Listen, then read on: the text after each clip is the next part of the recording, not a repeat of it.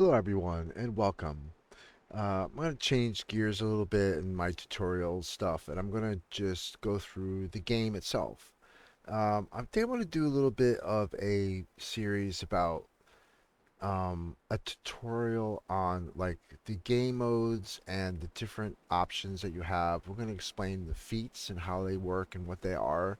And we're going to talk a little bit about badges and achievements that you can get. So let's just start with the main menu here. This story mode, right? So this is the episodic story mode. So right now there's four of them. There's a fifth one coming out hopefully soon. But if you want to do the story mode of this game, it's really good for beginners to start because it gives you a good tutorial on how to the mechanics of the game. Survival mode is the mode that I usually play, which is sandbox mode. And then you have that's Relentless Night mod that I run. It's basically a new type of challenge, and it's what it does is you could set it for perpetual nighttime, and you're basically have to gather resources and stuff, get ready because what happens is it's constant night all the time, so it's perpetual night. You probably won't have this unless you have this mod installed. I started playing this. It's really, really good. If you ever want to play a different challenge in this game, you should try this mod. It's really good. And you have challenges, right? So what we're going to do is we're going to go through the survival mode here. And we're going to go through the different game modes there are.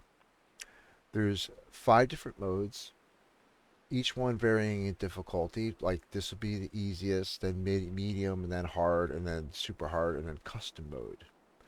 So let me explain a little bit about these because some people are um, have misunderstandings about what they really are, and some people think that you can go from one to the next. Now these are you can call them progressions of experience. You can get depending on your experience level, you could start here and then move up. But to be honest, a lot of people start like in the middle, or some people start right on Interloper and go right from there. Some people can do that, but I'm going to explain to you what each mode does and how it can benefit you in certain ways, depending, regardless of your experience level. So, as a new player, you might be inclined to play Pilgrim. Now, the problem with Pilgrim is here, I'll read the description for you. It says for newer experienced players, most interested in pensive exploration, most survival elements tuned to be very forgiving. Wildlife will not attack unless provoked, allows for 5 active feats. We're going to talk about feats in a few minutes, either this one or we're going to do it in the next episode. We're going to be talking about those. So what this is telling you right here is this is like super easy mode. So with this game, there is no hand holding. So you have to learn everything by trial and error in this game. So you will die a lot because all of these modes are permadeath. So if you die, that's it. Your game is erased and everything goes away and you have to start all fresh again. All of these except for custom mode is well, actually custom mode is like that too. If you die in this game, you die. Except for story mode, you can reload. But with all these difficulties, you can definitely die. Okay, so let's move on with this a little bit. So let's say, for instance, you start playing with this, and what happens is in this game, in these upper levels, the predators will attack you. Um, what I would recommend, now you don't have to do this, but I would recommend starting at Voyager because if you look at the description of Voyager, it says for new or experienced players looking for a balance between exploration and survival. So if you want to learn survival in this game, you really should start like in this level. I'm going to explain the benefits of Pilgrim in a minute. Don't worry about it. It does have benefits. The Voyager is a good place to start, I think. Now, you could start wherever you want, obviously, but I really think, in my experience, for new players, Voyager is a good place to start because it does give you a chance to deal with the wildlife, which is really important in this game. You have to learn how to deal with the wildlife, and also helps to explore more because in Pilgrim you get a lot of loot and it encourages you to not explore much. You don't need to because there's loot everywhere and you can survive for days and days and days and days. without going anywhere. Which in this game, if you want to play these upper levels, Stalker or Interloper, you really need to have map knowledge. Okay. So I recommend starting here for new players. Start on Voyager, get used to dealing with the wildlife, get used to the survival elements of the game, because when you start here, there is no progression between these two. Okay, Voyager and Stalker is a progression. Stalker is a wolfy version of Voyager. So Voyager Stalker is a little bit, yeah, it's a little bit colder, it's a little bit harsher. The loot is a little bit less, but what they did with Stalker is they just increased the wolf count. So there's a lot more wolves in Stalker. Okay, which is why there's a picture of a wolf here, right? For veteran players looking for a punishingly challenging survival experience, hostile wildlife is common and will hunt you down. So if you're into killing wolves and stuff and dealing with wildlife, this is definitely the mode for you. Stalker is the one to play. Interloper is a whole new ball of wax. There is really, in my opinion, no progression in experience between Stalker and Interloper. These three, yes, sort of. Mostly these two. But Interloper is a whole different game altogether. Now I'm going to read you the description and I'll explain to you in a minute. It says, for expert players looking for the ultimate wilderness survival challenge, you start with the most minimal resources. You have to craft everything. So in other words, in these modes here, you get a rifle, you can find a bow and arrow, you can find ammo, you can find arrows, but you can find a hatchet and you can find a knife, which is some of the most important tools in this game. But in Interloper, you have to craft all those items. So you have to craft a bow, you have to craft arrows, you have to craft a knife, and you have to craft a hatchet, right? So Interloper is also much colder. There's not a lot of loot around. You starve a lot, and the predators are very dangerous. So if you want to progress from Stalker to Interloper, it'd be really hard because in Stalker you get loot, you get all the weapons you need, but in Interloper you have to craft everything, and it's also very cold all the time. So that's the difference between all the difficulties. Now we're going to go over custom mode a little bit. And before we do that, I'm going to open up the options. So if I hit custom and confirm, it'll open up my options here. Okay, there's a lot of them. I'm going to go over some of these with you. Okay, so if up here you could check the default difficulties for all the settings. So as you change them, it'll change the settings, right? So I'm going to show you the difference between Stalker and Interloper, right? Stalker has medium baseline. This means that whatever spawns in the world, this setting will affect. So, in other words, loose chips or loose food or loose any kind of items that you might find, this setting is what that is. So, if you look between Stalker and Interloper, it's not very low. So, like, you hardly get anything. And low is really low. Low is really low. Look at in Pilgrim, very high. You see the difference? So, with very high loot everywhere, it doesn't encourage you to really go anywhere because you don't need to. You have everything to survive all pretty much in one region.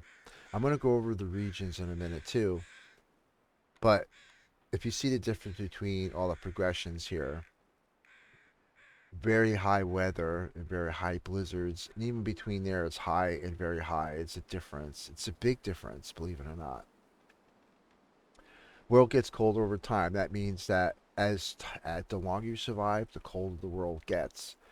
So that means that you have to craft better clothing. You have to adapt to the weather and the environment more so in the higher difficulty. So in Interloper, of course, is set to high, right?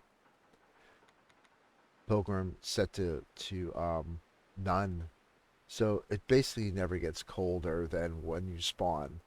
So once you get better clothing, you're constantly warm. There's no struggle for survival. So Pilgrim is really no struggle for survival at all, and it even tells you that in the description.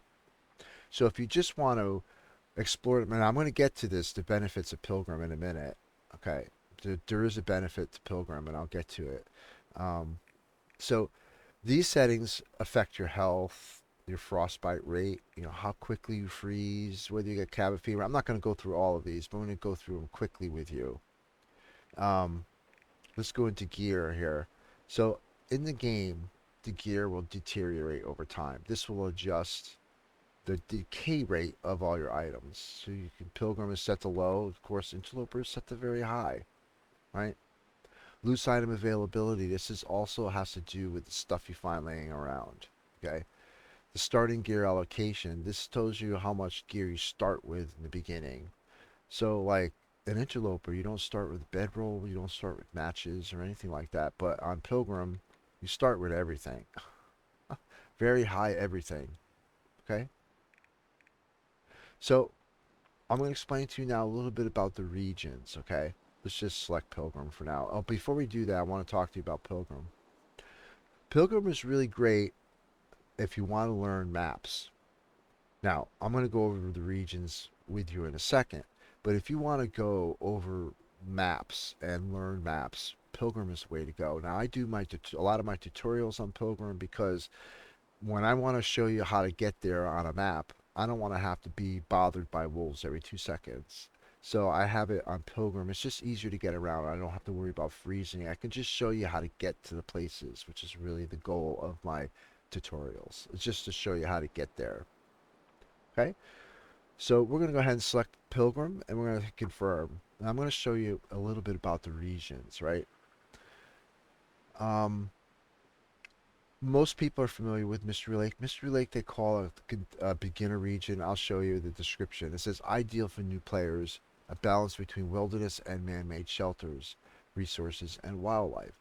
So it's very balanced region to start with. However, what tends to happen is people tend to always pick Mystery Lake because they tend to know it and everything, and they say, "Oh, I could just survive longer in Mystery Lake because I know it." But that's not you're not learning the game as much as you could be. So what I recommend is to start in Mystery Lake, play a run or two in Mystery Lake, and then try another region. Try some of these other ones. There's so many good ones here. Okay. I'm going to explain to you some of the harder regions that are generally only interloper spawns are at. So you have Hush River Valley, very difficult region.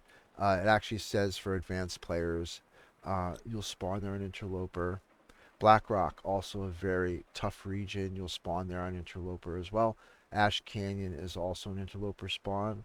Very difficult region. However, when you're playing on the lower difficulties, it's not so bad. But if you're playing interloper, it's rough. Like all the interloper spawn locations are pretty rough. Desolation Point is also a interloper spawn point. Now, interloper won't spawn you on Mystery Lake.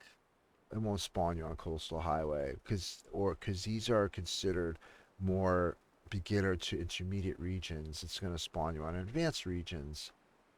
Forlorn Muskeg for advanced players. So anything that says advanced players is considered an interloper spawn. Now, however, when you're playing on the smaller difficulties, it really doesn't matter that much because each region is just as forgiving as the next if you're playing on Pilgrim. Okay? The wildlife will run from you. It never gets really that cold. It does blizzard. It does get cold. Don't get me wrong, but it doesn't get cold often, and it's usually not that bad. You can survive it very easily. Okay, so now we're going to go and we're going to talk a little bit about the interface. So let's go ahead and start a run actually, and we're going to actually before we do that, I'm going to go onto the feat part of the section. Let's just go ahead and select Mystery Lake. Doesn't matter. We'll play as female at this point. These are called feats. Now, there's people that ask me about these and what they do. This is going to take a little bit of explaining, but I think that once I explain it, you'll get a better understanding of how they work. Okay. Just forget about this one for now. This is a feat I earned doing a special challenge, the Dark Walker challenge. Now, I actually earned this when I had it as an event the developer has an event. So I had this badge for a lot longer than that challenge has been here. So I actually have I earned all of these feats already. I have all of them. So basically what they are is they're buffs that you can use in your run. Now, once you start a run with these, you can't change it after. So when you start a run, you make sure you pick the ones you want for the run that you're doing because you can't change it later once you start the run. So make sure you pick the right ones in the beginning. Okay? So we're going to go through each of these in turn, and I'll explain a little bit about them. Okay? Blizzard Walker. All right? I'll also explain the benefits and the non-benefits of some of these as well because some of them will benefit an interloper run and some of them will benefit a Voyager run. It depends on what you're looking for to do in your run. There are some challenges that only last 25, 30 days. You don't need a badge that'll last for a long time, right? You'd rather use something that's good for you in that short run. Okay, so it says here you spent 20 days outside during a blizzard. So you spend 20 days outside of a blizzard, you earn this feat. This is one of the first ones that most people earn for the most part because you will spend a lot of time in blizzards. You're gonna get caught in them and stuff.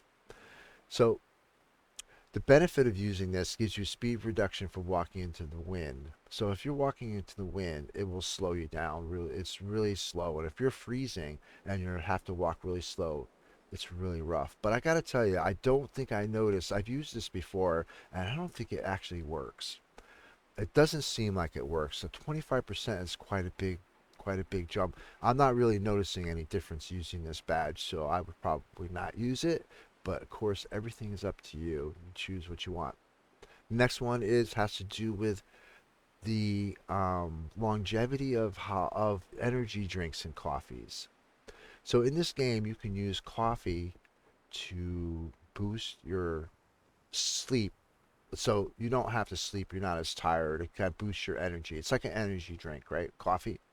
So you can use this in the game. Using this feat will allow it to last longer. So if you consume 250 coffee, energy drinks, or emergency sims, you can earn this feat. And what happens is it increases the effects of these items and emergency sims for 25% longer. Okay. The next one called Expert Trapper. I've snared 100 rabbits to get this. It's not really that hard to get. You can do it pretty easily. Just put a whole bunch of snares up, and you're good to go. It takes you a couple days to do it, but it's not that bad. Most of these feats I earn by just concentrating on just getting the feat alone and not a survival run. So with this one, now your snares are 100% more effective. So when you put a snare out for a rabbit, you're guaranteed 100% to get a rabbit in that snare, and it happens very quickly. This is a really good feat if you're doing a challenge that doesn't have a lot of predators in it and you need food. So this one's really good for that kind of thing. The next one is called Snowwalker. All right, I use this sometimes on speed runs. Like if you're doing a speed run, this is really helpful. All right. It says your stamina bar recharges 20% faster, which is actually quite nice when you're doing speed runs. Free runner. Sprinting burns fewer calories. I don't think I've ever used this one ever. I don't think I have. Um, because, sprinting, you're not worried about calories when you're sprinting. You're actually worried about your fatigue. Because when you get really tired in this game, you walk really slow. It's really hard, and you get encumbered very easily.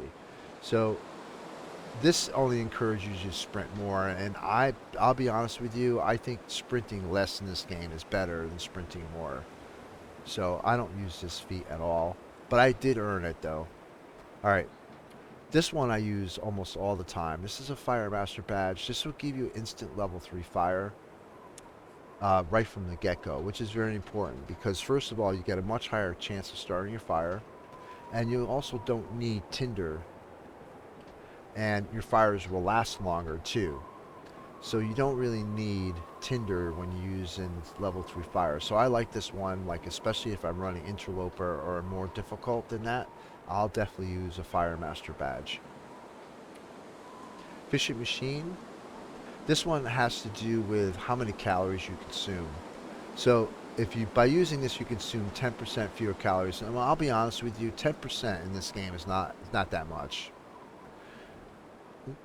When you're playing interloper, you only get 2 slots. Now I get 5 when you're playing custom game. You always get 5, but when you're playing interloper, you only get 2. By using this, you're really not going to benefit. Where you can use another badge, like you can use your Fire Master badge, which would benefit a lot more in interloper, or the next one, which is called Cold Fusion. I use this one almost all the time.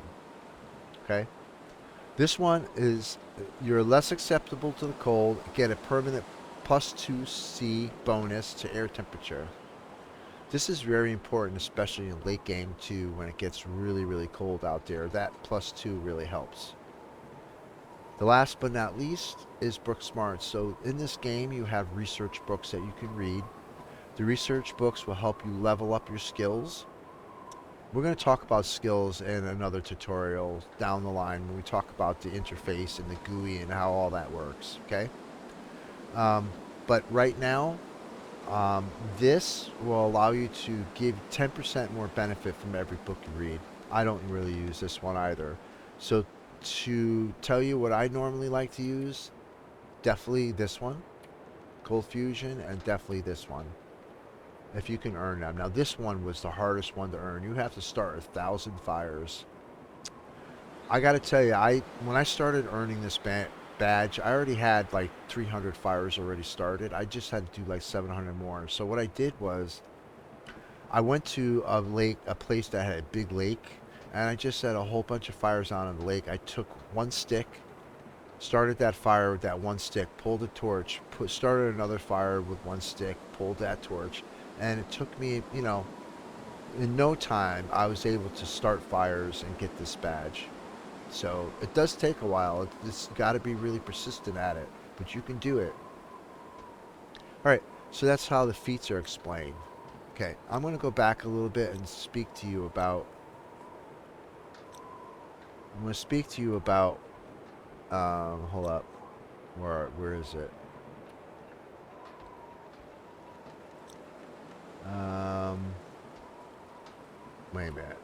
Here it is. No, feats. Right here. We're going to speak to you about challenges. Every time you complete a challenge, you get a badge for completing the challenges. I've completed all of them. As you can see, I'm a very busy bee. I couldn't get these because I started playing the game just after 2018, so I wasn't able to get these badges here. But anyway, this is a Darkwalker badge. You get this when you finish the Darkwalker challenge. I got this because I completed the notes. This one I completed Winter's Embrace in June 2020. I got this badge when I did Winter's Embrace. I did this one when I did the Canadian Feast badge. This one I got from As the Dead Sleep. I completed this one a couple of times. Alright, so this is where you find those. Alright. Okay, I think what we're going to do is we're probably going to call this right here, and I think next time we're going to go ahead and start a game up, and I'm going to show you, give you a tutorial on the user interface and how things work in this game. The actual mechanics. I'm going to try to explain to you how the mechanics work in this game because it's a really steep learning curve in this game. I'll try to give you some of the good tips that I found out from some of the other good players in the community, and I'm going to pass them on to you. So until then, thank you so much for watching. I really appreciate you, and have a good day, and I hope you learned something today. Thank you, and goodbye.